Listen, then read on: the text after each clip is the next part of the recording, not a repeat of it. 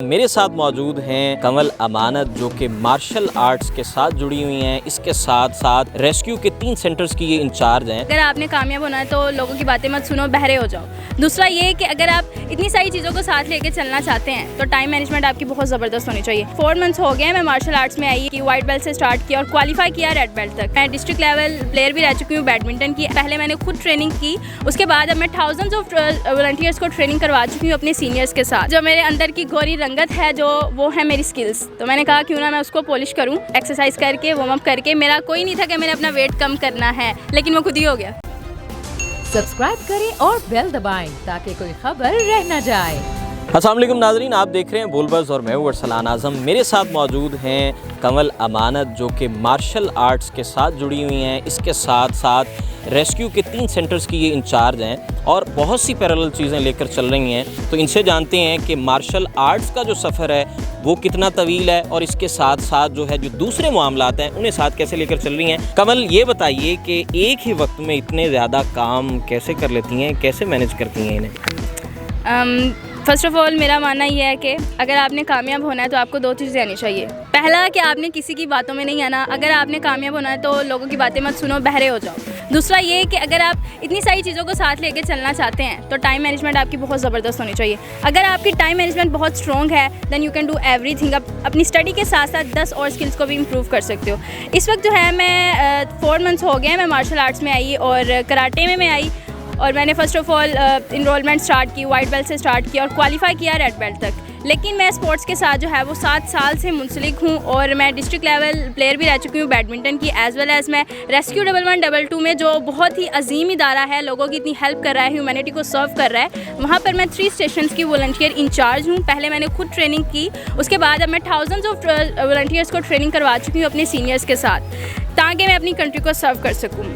इसके साथ साथ मैं प्री मेडिकल की स्टूडेंट हूँ और मैंने मैट्रिक में 95% के साथ जो है वो अच्छा स्कोर किया और मेडिकल की फील्ड में आगे मैं जा रही हूँ। बहुत सारे क्वेश्चंस आते थे कि आप मेडिकल के स्टूडेंट हो कि इतनी सारी चीज़ों को कैसे साथ लेके चल सकते हो। ऑनलाइन बिजनेस भी मैंने स्टार्ट किया हुआ है और अल्हम्दुलिल्लाह अच्छी इनकम जनरेट कर रही हूँ। अच्छा कमल, मुझे ये बताएं कि हमारी सोसाइटी में ये जो है ना एक टैबू समझा जाता है, इस तरह की चीज़ें, ख़ातून को एम्पावर बहुत कम किया जाता है। तो आपको ज़्यादा इनकरेज किसने किया, आपको एडमायर किसने किया, मोटिवेट किसने किया?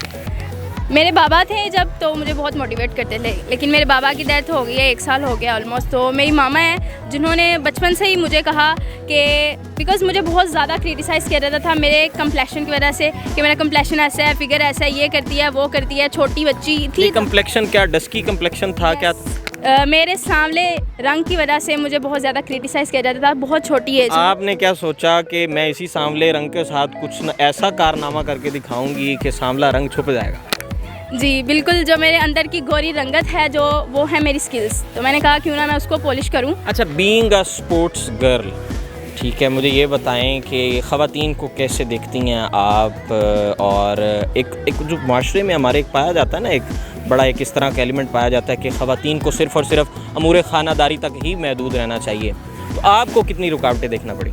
मुझे बहुत सारी रुकावटें देखना पड़ी। मुआशरे के साथ साथ मेरे क्लोज़ रिलेटिव्स जो थे उन्होंने भी बहुत ज़्यादा डीमोटिवेट करना स्टार्ट मुझे किया, लेकिन मेरी मामा ने मुझे बहुत सपोर्ट किया और मैं बहुत आगे आई। देखें, जो लोग कहते हैं ना कि लड़कियां कुछ कर नहीं सकती या फिर लड़कियों को सिर्फ वो सिलाई कढ़ाई ही करवानी चाहिए, तो उनको मैं ये कहना चाहूँगी कि आपकी अगली नस्लों को कौन संवारता है? एक औरत संवारती है। अगर वो खुद ताकतवर होगी, उसका खुद का माइंडसेट बहुत स्ट्रॉन्ग होगा, घर के कामों के साथ साथ वो अपने जो बच्चे हैं उसके खुद अगर वो स्ट्रॉन्ग होगी, अपने बच्चों को भी स्ट्रॉन्ग बनाएगी, अच्छी तरबियत करेगी, तो सोचें फिर पाकिस्तान कितनी तरक्की करेगा जब नस्लें संवरती जाएंगी। अच्छा, मुझे ये बताइए कि मार्शल आर्ट है क्या, और क्या वाकई ही हर लड़की को, हर खातून को क्या ये सीखना चाहिए? ऑफ कोर्स, आजकल के ज़माने में तो सेल्फ़ डिफेंस बहुत ज़्यादा इंपॉर्टेंट है, स्पेशली फॉर गर्ल्स। सबको मार्शल आर्ट मैं नहीं कहूँगी, मार्शल आर्ट के साथ साथ बहुत सारी ऐसी चीज़ें हैं, मतलब अब स्पोर्ट्स में आ सकती है और ख़ुद को स्ट्रॉन्ग बनाने के लिए किसी भी स्पोर्ट में वो जाए और एक्सरसाइज करे और ख़ुद का माइंड सेट क्लियर करे और इससे उसको पॉजिटिविटी मिलती है। शादियों के बाद बहुत से ऐसे मामलात होते हैं जिनमें स्पोर्ट्स वाला जो, अब जाहिर सी बात है आपका एक शौक़ है, तो शादियों के बाद मोस्टली लड़कियां उसे कंटिन्यू नहीं कर पाती। तो आप क्या समझती हैं कि इस शौक़ को वहीं जाके ब्रेक लग जाती है, तो तो जो शादीशुदा लड़कियां होती हैं या शादीशुदा लोग होते हैं उन्हें इस चीज़ को कंटिन्यू करना चाहिए? Of course they should continue.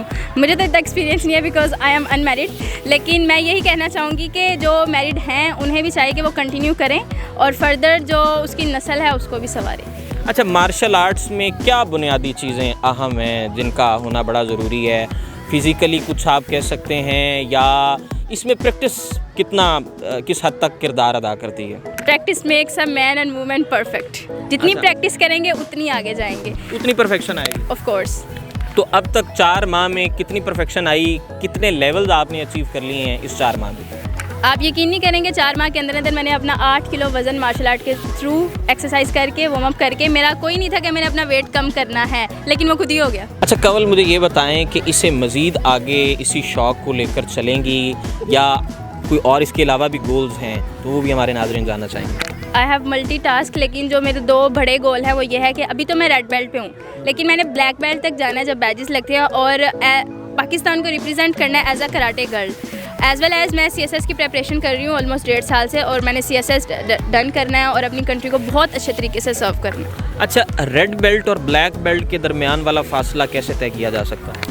बहुत सख्त फासला है, बहुत सारी डिफ़िकल्टीज़ आती हैं, सिर्फ ट्रेनिंग में नहीं, आपकी जो पर्सनल लाइफ साथ अटैच होती हैं वहाँ पे भी बहुत सारे कम्प्लेक्स चीज़ें आती हैं और हमें वहाँ से गुजरना पड़ता है। और मैं तो पैशनेट हूँ, I can go black belt तक इंशाल्लाह ज़रूर जाऊंगी। और अब तो मैं सोशल मीडिया पे मुझे आने का मौका मिल गया है, और मुझे शुरू से बहुत शौक़ था कि मैं एक्टिंग में आती, मैं ये करती वो करती। मेरा टिकटॉक का अकाउंट भी था, लेकिन मैंने उसको जो है वो प्राइवेट कर दिया, फिर मैंने उसको पब्लिक कर दिया बिकॉज मुझे लोगों ने प्रमोट करना स्टार्ट किया, और मुझे लगता है कि मुझे अब 10 साल की मेहनत करना फल मिलना शुरू हो गया। ये जो मार्शल आर्ट है इसे भी बतौर रोज़गार के तौर पर देखा जा सकता है, एक इंडस्ट्री के तौर पर देखा जा सकता है? ऑफ कोर्स, आपके जो ट्रेनर्स हैं जो आपको ट्रेनिंग करवाते हैं तो वो भी रोज़गार की तलाश में ही करवा रहे होते हैं, लेकिन ये देखें यह कराटे है ना, ये बहुत something is very different, because आप सिखा भी रहे होते हो, सीख भी रहे होते हो, मेंटली भी स्ट्रॉन्ग रहते हो, फिजिकली भी स्ट्रॉन्ग रहते हो, और आपका रिस्क भी आ रहा होता है। अच्छा, आइडियल किसे मानती हैं इस शोबे में, इस फील्ड में? किसे आप मुतासिर किन से? मैं अपने जो भी जिन शोबों में अटैच हूँ, माई ideal, my mentor, my leader is my mother. बहुत शुक्रिया कंवल आपके वक्त का। नाज़रीन, तमाम तर कहानी आपने जानी। कंवल जो है एक मल्टीटास्किंग गर्ल हैं, इसके साथ साथ कंवल एक ये मैसेज भी दे रही हैं, एक पैगाम भी दे रही हैं कि ख़वातीन जो हैं उन्हें आगे आना चाहिए, बढ़ना चाहिए, चाहे वो स्पोर्ट्समैन के तौर पर आगे आएँ, चाहे वो बैंकर के तौर पर, चाहे वो डॉक्टर के तौर पर, चाहे वो पुलिस वुमन के तौर पर आगे आएँ, लेकिन ख़वातीन को आगे आना होगा, बहुत ज़रूरी है। इसी के साथ अपने मेज़बान अरसलान आज़म को इजाज़त दीजिए। अल्लाह ने